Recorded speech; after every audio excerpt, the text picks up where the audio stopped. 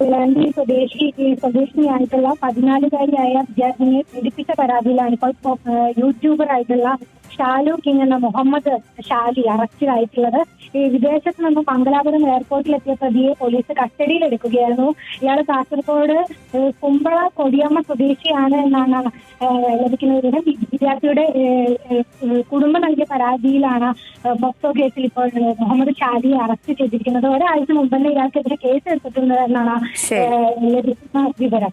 യൂട്യൂബിലും അതുപോലെ തന്നെ സോഷ്യൽ മീഡിയയിലൊക്കെ നന്മമരം കളിക്കുന്ന കുറേ ആളുകളുണ്ട്, ഇൻഫ്ലുവൻസേഴ്സ് എന്നൊക്കെ വിളിക്കുന്ന കുറേ ആളുകൾ. അങ്ങനെയുള്ള ആളുകളുടെ എല്ലാം യഥാർത്ഥ മുഖം ഇപ്പോൾ ഇങ്ങനെ പുറത്തു വന്നുകൊണ്ടിരിക്കുകയാണ്. ഇനിയിപ്പോൾ ഇതൊരു വ്യാജ വാർത്തയാണ് അല്ലെങ്കിൽ ഒരു വ്യാജ പരാതിയാണ് എന്നൊക്കെ പറയുമ്പോഴും പിന്നെ എന്തിനാണ് ഷാലു വിദേശത്തേക്ക് പോയത് എന്നുള്ള ചോദ്യങ്ങൾക്കൊക്കെ മറുപടി പറയേണ്ടതായിട്ട് വരും.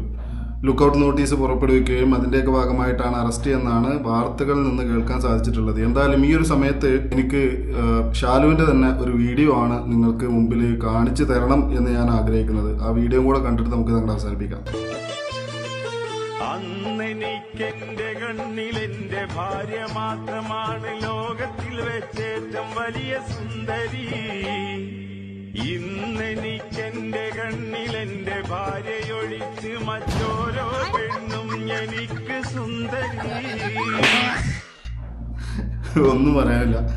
അപ്പോൾ നല്ലത് ചെയ്താൽ നല്ലത് കിട്ടും.